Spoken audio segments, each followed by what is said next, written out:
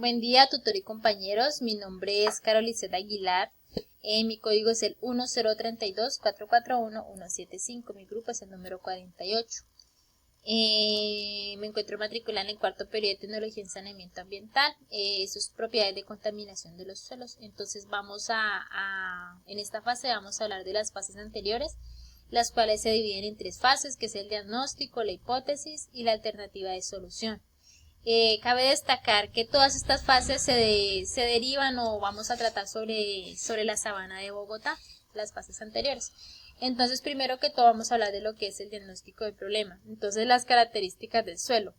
La localización es la sabana de Bogotá, la altitud es de 2640, la temperatura promedio es de 19 grados centígrados, la precipitación media anual es de 1200, el nivel freático profundo, tipo de drenaje bien drenado, material parental, ceniza volcánica, el uso actual son las hortalizas.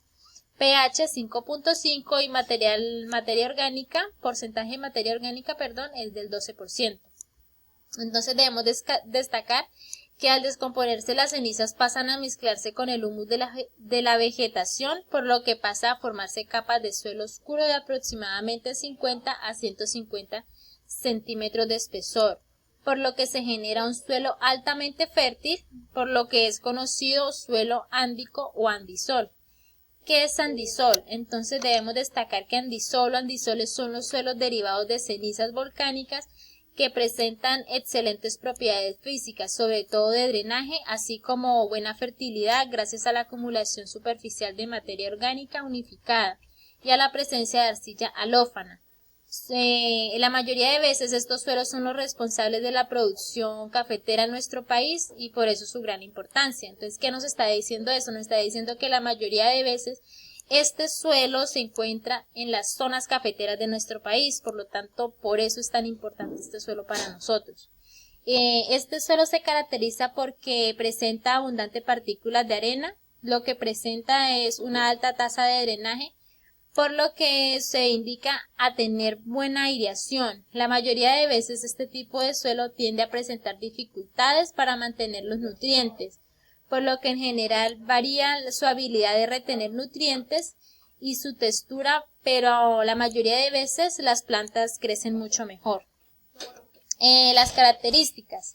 Debemos destacar que las características más relevantes de este suelo es tener un 25% de carbono orgánico, y se destaca por tener una porosidad alta y un alto contenido de humedad, por lo que su pH es bajo, lo que genera alto contenido de fosfato y moléculas orgánicas, por lo que sus suelos son friables y un bajo contenido de bases. Este efecto produce el efecto de lixiviado, lo que genera su ambiente, por lo tanto su mineralización es bastante lenta y se estabilizan los materiales orgánicos, lo que genera déficit de fósforo y abundante concentración de aluminio intercambiable, lo que genera la acumulación de materia orgánica y que el nitrógeno y el azufre presente una baja concentración.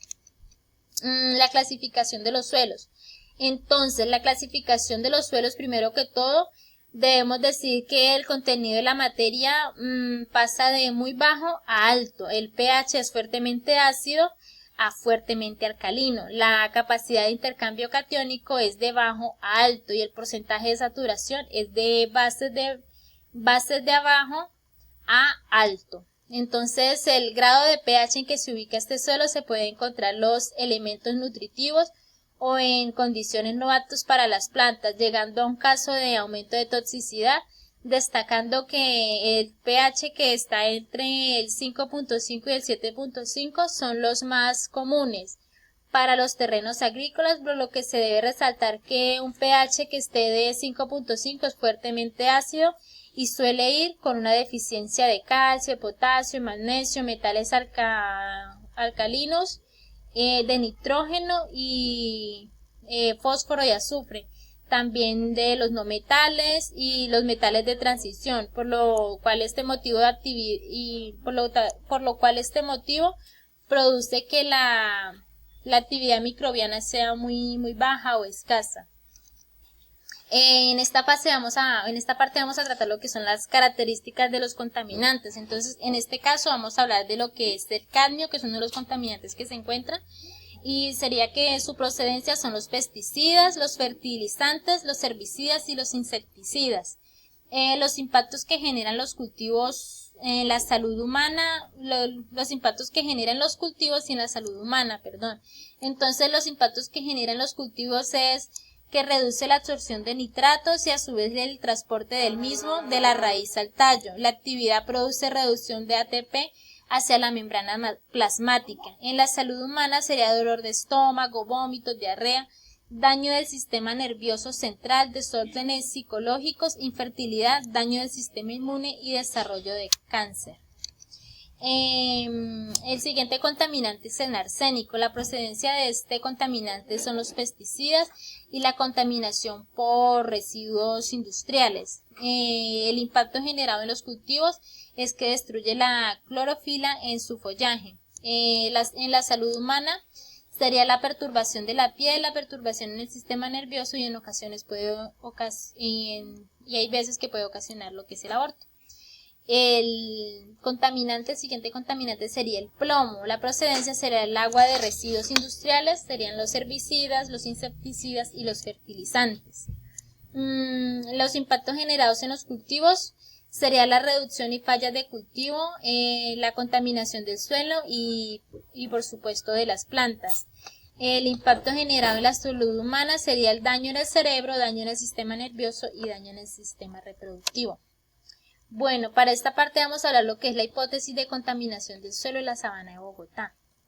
Entonces debemos decir que los residuos que contaminan los suelos son la proximidad física de los mismos suelos, por las cuales las actividades del hombre, por lo que son más rápidamente incorporados al sistema del suelo a través de procesos degradativos.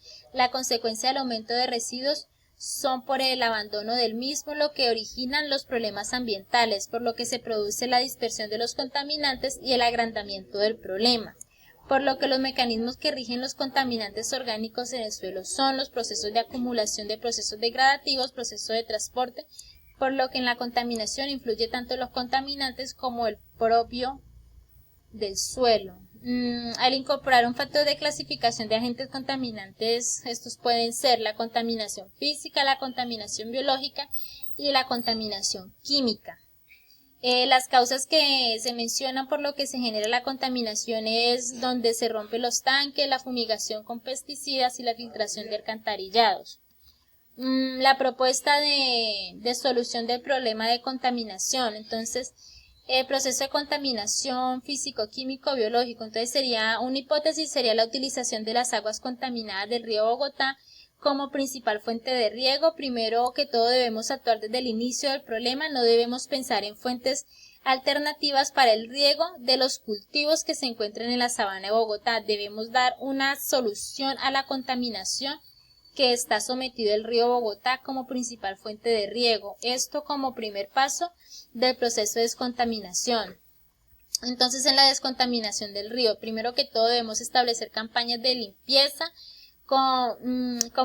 compréndase como una limpieza en todo el recorrido del río, dejando libre de plásticos, vidrios, metales y papel y basura en general que pueden hallarse. El segundo punto sería establecer un sistema de búsqueda, investigaciones judiciales para capturar posibles actores en condenas o multas, suspensión de posibles vertimientos que no cumplen el límite máximo permisible según lo expuesto en la normatividad colombiana en la resolución 631 del 2015.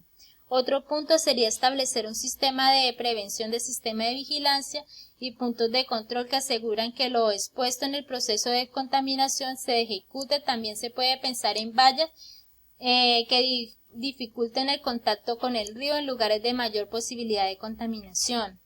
Otro punto sería establecer un diseño de tratamiento físico para que el uso de las aguas en la agricultura, según la norma, diseño arquitectónico de una planta de tratamiento generado por una discusión de los parámetros influyentes en el problema. Debemos tener en cuenta el punto estratégico de beneficio de los agricultores. En los parámetros que acá mencionamos los parámetros de los niveles, guía de calidad de agua para el riego, normatividad de calidad del ambiente y descarga de los afluentes. Y pues como mencionaba antes, todo esto debe tener en cuenta el punto estratégico que beneficia a los agricultores. El periodo de tratamiento dice que la fitoextracción debe considerarse como una tecnología de largo plazo que puede requerir de varios ciclos de cultivo para reducir la contaminación de los contaminantes a niveles aceptables. El tiempo requerido depende de la concentración y el tipo de contaminantes, de la duración de periodo de crecimiento y la eficiencia de remoción de la especie utilizada, y puede tomar entre 1 y 20 años. Los equipos y suministros necesarios son el lote de procedimiento y crecimiento de las plantas, la pala, la polisombra, el abono y compostajes. Para los fines de recuperación de los suelos contaminados se refiere el uso de plantas tolerantes, ya que esto influirá el éxito de recuperación de los suelos, palas para acabar y costos de entre 25 a 35 millones de pesos. Entonces, muchísimas gracias por la atención prestada. Entonces, hasta una próxima.